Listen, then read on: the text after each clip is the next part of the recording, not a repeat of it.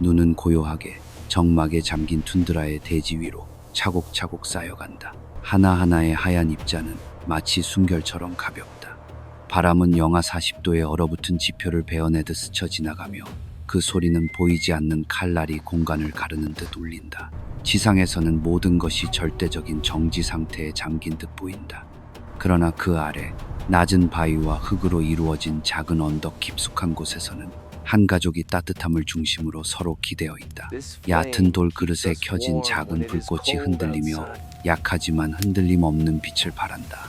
내부의 공기는 약 21도로 유지되고 있으며 이는 얼음의 세계 속에서 거의 기적과도 같은 따뜻함이다. 장작이 타오르는 일도 없고 익숙한 벽난로의 소리도 없다. 오직 하나의 작은 등불과 그것을 둘러싼 정밀하게 계산된 구조만이 존재한다. 그것이 바로 카르무트, 괄마우 툴레, 이누이트와 그 후계자들이 북극 전역에 걸쳐 건설해온 반지하식 겨울 주거지이다. 800년이 넘는 세월 동안 이 건축물들은 혹독한 자연 환경으로부터 가족을 조용히 지켜왔다. 이것은 단순한 임시 피난처가 아니라 놀라울 정도로 정교하게 설계된 단열 시스템이며 본래 생명을 위협할 수 있는 환경 그 자체를 활용하고 있다. 문제는 작동하는가가 아니라 어떻게 작동하는가이다. 금속도, 목재도, 현대적인 재료도 없이 정제된 물개의 지방과 인간의 지혜만으로 100도 이상의 온도 차이를 유지할 수 있는 이유는 무엇일까? 이 이야기는 약 1200년경 중세 온난기라 불리는 기후 시기에 시작된다. 북극 전역에서 해빙이 서서히 녹기 시작하면서 몸무게가 60톤에 달하고 200년 이상 살기도 하는 거대한 북극고래가 캐나다, 북극권과 그린란드의 새로운 먹이 지역으로 이동하기 시작했다. 알래스카 북부의 포경민이었던 툴레 사람들은 조용히 그 뒤를 따라 동쪽으로 이동했다. 그들은 우미약이라 불리는 대형 개방형 보트를 사용했다. 이는 떠내려온 목재로 골격을 만들고 꿰맨 물개 가죽으로 덮은 배였다. 그들은 또한 정교한 도구를 지니고 있었다. 사냥감의 몸속에서 회전에 빠지기 어렵게 만드는 작살, 추적 과정에서 고래를 지치게 하기 위해 공기를 넣은 물개 가죽 부표 등이 그것이다. 뿐만 아니라 그들은 해양 동물의 습성에 대해 깊은 지식을 가지고 있었다. 이는 세대를 거쳐 축적된 유산이었다. 그러나 툴레 사람들의 여정은 단순히 고래를 쫓기 위한 것만은 아니었다. 그들은 금속 또한 찾고 있었다. 얼음의 세계에서는 극히 희귀한 자원이기 때문이다. 순동은 빅토리아 섬의 코퍼마인 강 주변에서 발견되었고, 니켈, 철합금으로 이루어진 운석철은 그린란드의 빙상 위에 흩어져 있었다. 금속은 희귀했지만 칼날이나 조각도구, 나아가 사회적 지위의 상징으로서 필수적이었다. 고래 사냥과 금속 탐색이라는 두 가지 목적이 결합되면서 고고학 역사상 가장 빠른 이동 중 하나가 이루어졌다. 불과 1세기 만에 툴레 사람들은 알래스카에서 그린란드까지 0마일 이상을 확장했다. 이러한 속도는 건축적으로도 큰 도전을 안겨주었다. 알래스카에서는 떠내려온 목재로 겨울 주거지를 지었지만 동쪽으로 이동할수록 목재는 점점 구하기 어려워졌다. 툰드라는 황량했고 해안에도 나무는 떠밀려 오지 않았다. 툴레 사람들에게는 긴 시행착오를 겪을 시간이 없었다. 겨울은 반년이나 지속되었고 어둠과 추위는 몇 분 만에 피부를 얼려버릴 만큼 혹독했다. 그들에게는 즉각적으로 기능하는 해결책이 필요했다. 그 해답은 그들을 둘러싼 바다 그 자체 속에 있었다. 북극고래는 단지 식량을 제공하는 것에 그치지 않고 완전한 구조 재료이기도 했다. 아래턱뼈는 최대 4.5m에 달하며 자연스러운 곡선과 매우 높은 강도를 지닌다.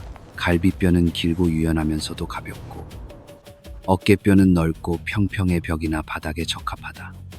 척추뼈는 튼튼해 쌓아 올릴 수 있으며 거대한 두개골은 중심 지지점이 된다.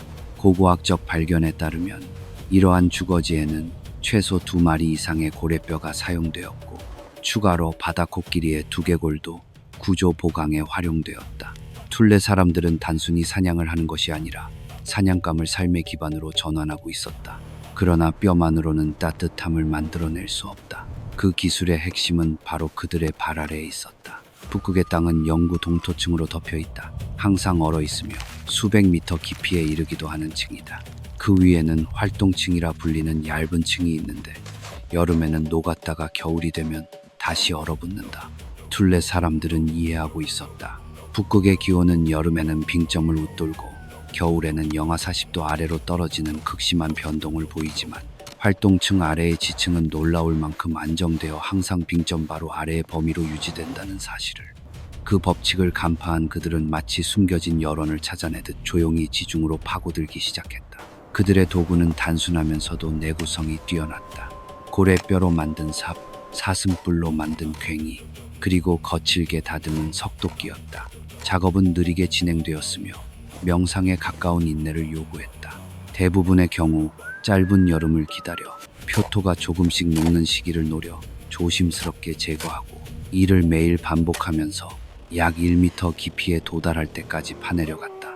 이 방법은 오늘날에도 고고학자들에 의해 사용되고 있다. 영구 동토층 앞에서는 현대 장비 없이는 이보다 더 빠른 방법이 존재하지 않기 때문이다. 이렇게 파낸 공간은 단순한 기초가 아니다. 그것은 바람과의 접촉 면적을 줄이는 역할도 수행했다. 북극에서는 바람이야말로 가장 가혹하게 열을 빼앗는 존재이다. 강풍은 체감 온도를 몇 배나 낮추고 모든 것을 감싸고 있는 미세한 따뜻한 공기층마저 날려버린다. 주거를 지중해 묻음으로써 툴레 사람들은 바람의 침입으로부터 거의 완전히 차단된 공간을 만들어냈다. 흙벽은 흔들림이 없으며 대류에 의한 열 손실을 막는다. 주변의 영구 동토층은 거대한 열 완충제처럼 작용하여 소중한 온기를 조용히 가두는 역할을 했다. 굴착이 완료되면 구조는 단순하면서도 정밀하게 조립된다. 길고 자연스럽게 휘어진 고래의 아래 턱뼈가 주보로 사용되어 한쪽에서 반대쪽으로 걸쳐진다. 어떤 구조에서는 삼각대 형태의 골조가 만들어지며 세 개의 큰 뼈가 비스듬히 세워지고 유연한 수연판 발린으로 꼭대기를 단단히 묶는다. 이 구조는 못이나 금속 결합 없이도 안정적인 돔을 형성한다. 갈비뼈는 보강제로 배치되어 균형 잡힌 하중 분산 구조를 이룬다. 주거 전체는 기하학적 균형과 압축력에 의해 유지되며 단순하면서도 세련된 공학적 아름다움을 보여준다. 골조 위에는 툰드라의 초지, 토양 블록이 덮인다. 이는 일반적인 부드러운 흙이 아니라 식물의 뿌리와 이끼, 얼어붙은 토양이 오랜 시간과 혹독한 기후 속에서 단단히 결합된 고밀도층이다. 사람들은 이를 무거운 직사각형 덩어리로 잘라내어 살아있는 벽돌처럼 쌓아 올렸다. 기초 부분은 두껍고 견고하게 위로 갈수록 점점 얇아지도록 하여 전체적으로 부드러운 곡선을 형성한다. 블록은 뿌리 쪽이 안쪽을 향하도록 배치되어 식물이 계속 살아갈 수 있게 한다. 시간이 지나면 뿌리는 다시 얽히며 하나로 결합되어 스스로 복구하는 외피를 형성한다. 균열이 생겨도 식물이 그것을 메워가는 모습은 마치 건축물 자체가 생명을 지니고 스스로를 보호하는 듯하다. 겨울이 되면 눈이 마지막 층으로 지붕을 덮는다. 겉보기에는 차가운 물질인 눈도 내부에 수많은 공기층을 포함하고 있어 교란되지 않는 한 훌륭한 단열재가 된다. 두껍게 쌓인 눈은 지붕을 생물학적 돔처럼 변화시키며 여러 층이 상호작용하면서 단열 성능을 더욱 높인다. 그 결과 외부가 극한의 추위에 잠겨 있어도 내부는 작은 기름 등불 하나만으로도 쾌적한 온도를 유지할 수 있을 만큼 따뜻해진다. 이 등불은 쿨리퀄리큐이라 불린다. 활석으로 만든 얕은 그릇에 물개 지방에서 정제한 기름을 넣고 마른 이끼나 솜 같은 풀을 심지로 사용해 태움으로써 부드러운 빛과 지속적인 열을 만들어낸다. 쿨릭은 단순한 열원이 아니라 집의 심장과도 같은 존재이다. 태양이 떠오르지 않는 6개월간의 극야 동안 계속 빛을 밝힌다. 조리를 하고 얼음을 녹여 물을 만들며 의복을 말리는 역할도 수행한다. 이불을 관리하는 일은 가족의 여성에게 맡겨진 신성한 책임이었다. 그 숙련도가 곧 주거의 따뜻함을 좌우했다. 조용히 타오르는 작은 불꽃은 끝없는 얼음의 세계 속에서 생명을 지켜내는 보이지 않는 예술과도 같았다. 그 불꽃은 끊임없이 유지되어야 하지만 결코 연료를 낭비해서는 안 된다. 만약 기름 소비가 너무 빠르면 긴 겨울이 끝나기 전에 연료가 바닥나고 만다. 반대로 지나치게 아끼면 열이 약해지고 추위가 조용히 틈 사이로 스며든다. 이 공간에서 화로는 말 그대로 심장이며 그것을 돌보는 여성은 가족 모두의 생명을 쥐고 있다. 조용하지만 절대적인 책임이다. 그러나 밀폐된 공간에서의 보온에는 보이지 않는 위험이 숨어 있다. 불꽃은 산소를 소비하고 동시에 일산화탄소를 만들어낸다. 이 무색무취의 기체는 몇 시간 만에 생명을 앗아갈 수도 있다. 만약 주거가 완전히 밀폐되어 있다면 죽음은 잠든 사이에 찾아올 것이다. 하지만 신선한 공기를 들이기 위해 개방하면 따뜻한 공기는 순식간에 사라진다. 겉보기에는 해결할 수 없는 모순처럼 보인다. 그리고 그 해답이 탄생했다.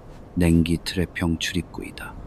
일반적인 것처럼 바닥과 같은 높이의 출입구를 두는 대신 툴레 사람들은 외부에서 비스듬히 아래로 파내려간 터널을 만들고 그것을 주거 공간의 바닥보다 낮은 위치로 통과시킨 뒤 다시 위로 올라오도록 설계했다. 들어오는 사람은 몸을 낮추고 좁은 통로를 기어가듯 이동한 뒤 마지막에 위로 올라 내부로 들어간다. 짧은 동선이지만 그 안에는 깊은 지혜가 담겨 있다. 이 설계는 자연의 단순한 법칙에 기반하고 있다. 차가운 공기는 무겁고 아래로 가라앉는 성질을 가진다. 외부에서 유입된 냉기는 터널의 가장 낮은 부분에 머물러 그대로 고인다. 반면 실내의 따뜻한 공기는 가벼워 위로 상승하기 때문에 출입구를 통해 밖으로 빠져나가지 않는다. 이렇게 해서 터널은 보이지 않는 문이 되어 사람이 드나들어도 열이 빠져나가지 않는다. 기계 장치 없이도 작동하는 자연적인 밸브와 같은 구조이다. 돔 형태의 지붕 꼭대기에는 작은 구멍이 하나 뚫려 있다. 지름은 겨우 몇 인치에 불과하다. 이 구멍은 이누피아크어로 카나크, 콰나큐라고 불리며 코를 의미하는 말이기도 하다. 즉, 이 주거는 어떤 의미에서 그곳을 통해 숨을 쉬고 있는 셈이다. 쿨릭과 사람의 체온으로 데워진 공기는 위로 올라가 상부에 모이며 미세한 압력을 형성하고 오래된 공기와 연기를 카나크를 통해 밖으로 밀어낸다. 동시에 바닥 근처의 차가운 공기층은 저압 영역을 형성하여 출입 터널을 통해 신선한 공기를 끌어들인다. 이렇게 폐쇄된 대류 순환이 형성된다. 오래된 공기는 위로 배출되고 새로운 공기는 아래에서 유입된다. 이 시스템은 모두 밀도 차이에 기반해 조용히 작동하며 서양 과학이 이를 명확히 설명하기 훨씬 이전부터 실천되어 왔다. 내부 생활 공간 또한 세심한 배려 속에서 설계되어 있다. 가족은 차가운 바닥 위에서 잠을 자지 않는다. 안쪽에는 높이 약 60, 90cm의 침상이 마련되며 평평한 돌이나 떠내려온 목재로 만들어진다. 그 위에는 술록 가죽과 사양소 가죽이 여러 겹으로 겹쳐져 두꺼운 단열층을 형성한다. 잠자는 위치를 높게 만든 것은 결코 우연이 아니다. 따뜻한 공기는 항상 위로 상승하기 때문에 천장 근처의 공기는 바닥보다 10, 20도 더 따뜻할 수 있다. 높은 위치에서 휴식함으로써 사람은 가장 따뜻한 영역에 머물 수 있다. 한편 바닥 근처는 빙점에 가까운 온도로 유지되기 때문에 자연 냉장고 역할을 한다. 고기와 생선은 주거 내부에서 그대로 보관되며 수직 방향의 온도 차이가 영리하게 활용된다. 이 모든 것은 우연이 아니라 세대를 거쳐 축적된 관찰과 경험의 결정체이다. 냉기 트랩형 출입구는 열을 지키고 카나크는 공기 순환을 확보하며 높은 침상은 최적의 온도 영역을 제공한다. 그리고 두꺼운 초지 토양의 벽과 지붕은 내부의 생명과 외부의 혹한을 가르는 견고한 경계를 이룬다. 그것은 단순한 주거가 아니다. 인간과 자연이 완전히 조화를 이룬 건축이다. 반지하식 기초는 단순한 구조적 지지체가 아니다. 그것은 인간이 대지 속에 잠재된 고요한 안정과 스스로를 연결하는 수단이기도 하다.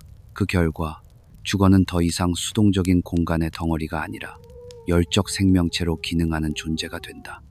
온도, 기류, 습도가 정밀하게 조절되는 그 구조는 현대 기술로도 완전히 재현하기 어려울 정도이다. 이러한 흐름 속에서 카르마크, 카르메큐라 불리는 주거 형태가 유연성과 높은 적응성을 지닌 변형으로 등장한다. 겨울 주거가 무겁고 영구적이며 거의 움직이지 않는 구조인 반면 카르마크는 기존의 반지하식 돌 기초를 유지하면서도 두꺼운 초지 토양 지붕 대신 더 가벼운 골조 위에 동물 가죽을 덮은 구조를 채택한다. 물개나 술록의 가죽이 팽팽히 펼쳐져 계절의 전환기에 어울리는 외투와 같은 덮개를 형성한다.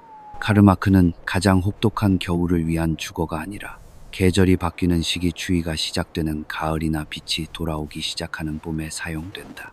가죽 지붕은 완전히 닫힌 겨울 주거보다 더 많은 자연광을 내부로 들여오며 공간에 활력을 불어넣는다. 긴 황혼의 시간 동안 생활과 교류를 보다 쾌적하게 만드는 역할을 했다. 시대의 변화와 함께 카르마크 또한 진화해 나간다. 19세기 말부터 20세기 초에 이르기까지 이누이트 사람들은 외부에서 유입된 재료 운송용 목재, 도천, 금속 용기 등을 받아들이기 시작했다. 이러한 이질적인 요소들은 전통을 해치지 않으면서 자연스럽게 융합되었다. 그 결과 더 넓고 더 유연하며 여러 세대가 함께 생활할 수 있는 혼합 구조가 탄생했다. 이렇게 카르마크는 과거와 현재를 잇는 조용한 다리가 되었다. 그것은 툴레의 고대 겨울 정착지와 현대 북극권의 거주지를 연결하며 이누이트 건축의 본질 끊임없이 적응하면서도 근본적인 정신을 유지하는 힘을 구현하고 있다. 그러나 이러한 주거는 단순한 생활 공간에 그치지 않는다. 그것은 상징이며 세계관과 정신적 삶과 깊이 연결되어 있다. 장로들은 말한다. 도명태의 지붕은 하늘 그 자체이며 입구의 터널은 생명의 통로를 상징한다고. 집 안으로 들어가는 행위는 자궁으로 돌아가는 것에 비유되며 안전하고 따뜻하며 생명을 키우는 장소로의 귀환을 의미한다. 주거는 인간과 분리된 존재가 아니라 오히려 인간의 몸을 반영하는 것이다. 지붕의 통풍구 카나크, 콰나큐는 코라 불리며 주거는 그곳을 통해 호흡한다. 중앙의 등불은 심장이며 그것을 돌보는 여성은 생명의 리듬을 관장하는 존재이다. 지역에 따라서는 입구가 거대한 북극고래의 턱뼈로 형성되어 마치 입과 같은 문이 되기도 한다. 그 입구를 통과하는 행위는 삼켜지는 것과도 같은 상징적 경험이며 사람을 바다의 세계, 여성성, 탄생과 보호의 영역으로 이끄는 일종의 의식이기도 하다. 이러한 상징성은 건축 재료에도 확장된다. 북극고래는 단순한 자원이 아니라 신성한 존재이다. 뛰어난 포경자인 우미알리크미알리킹은 높은 지위를 지니며 주거에 사용된 고래뼈의 수는 구조적 필요를 넘어 사회적 위신과 바다의 힘과의 연결을 나타낸다. 일부 주거는 필요 이상으로 많은 뼈를 사용하고 턱뼈나 두개골을 벽에 부착하여 명예와 정신적 힘의 상징으로 삼기도 했다. 이러한 주거는 일종의 기념비가 되어 고래에 대한 감사와 인간과 자연 사이의 깊은 관계의 혹독한 환경에서 생명을 유지해온 관계를 가시화한다. 더 나아가 개별 주거뿐만 아니라 겨울철 정착지 전체 또한 복잡한 사회 구조를 형성하고 있었다. 가장 혹독한 추위 속에서는 이동이 위험하고 빛도 사라지기 때문에 가족들은 서로 가까이 모여 생활했다. 지역에 따라 특히 소빙기 16세기부터 19세기경 동안에는 주거들이 지하 터널로 서로 연결되기도 했다. 마치 혈관처럼 조용히 뻗어있는 이 통로들은 어둠과 극한의 추위 속에서 사람들을 이어주는 역할을 했다. 그러한 터널들은 때로 수십 미터에 이르며 조용히 각 가족을 서로 연결하고 있었다. 이를 통해 사람들은 바깥에 살을 내는 듯한 추위에 노출되지 않고 이동할 수 있었으며 식량을 나누고 공동체로서의 삶을 유지할 수 있었다. 동시에 그 좁고 낮은 통로는 자연적인 방어 기제로도 작용했다. 침입자는 몸을 숙이고 기어 들어와야 했기에 불리한 자세에 놓이게 된다. 단순하지만 매우 효과적인 설계였다. 마을 중심에서 가장 중요한 건축물은 주거가 아니라 카르기, 퀄기라 불리는 공동 공간이었다. 가족용 주거와 달리 카르기에는 잠을 자는 공간이 없다. 벽을 따라 긴 벤치가 놓여 있고 중앙은 비워져 춤과 북기 연주, 경기 등을 위한 공간으로 사용된다. 이곳은 사람들이 모여 이야기를 나누고 지식을 세대에서 세대로 전하며 공동체를 결속시키는 의식을 행하는 장소였다. 카르기는 마을의 정신적 지적 중심이다. 그곳에서 생명은 단순히 육체적으로 유지되는 것이 아니라 기억과 이야기, 문화적 가치의 계승을 통해 길러지고 있었다. 주목할 점은 이러한 반지하식 건축이 단독으로 발명된 것이 아니라는 사실이다. 베링 해협 건너편 시베리아의 유픽과 추크치 사람들 또한 유사하게 고래뼈를 활용한 구조의 주거를 지었다. 북유럽에서는 사미, 사람들이 고아티라 불리는 흙과 풀, 자작나무 골조를 결합한 주거를 발전시켰다. 또한 북아메리카 대평원에서도 원주민들은 흙을 이용해 혹독한 겨울과 더운 여름 모두에 적응할 수 있는 열적으로 안정된 공간을 만들어냈다. 이러한 건축은 우연의 일치가 아니라 수렴의 결과이다. 서로 다른 문화가 유사한 자연 환경에 직면했을 때 독립적으로 동일한 원리에 도달한 것이다. 그것은 여룡량, 집안의 안정성, 그리고 공기의 대류라는 기본 법칙의 결합이다. 더 중요한 것은 그 안에 하나의 철학이 담겨 있다는 점이다. 인간은 환경과 대립하는 존재가 아니라 그와 함께 살아가는 방법을 배워야 한다는 사상이다. 그러나 이러한 조화로운 관계는 20세기 중반에 단절되었다.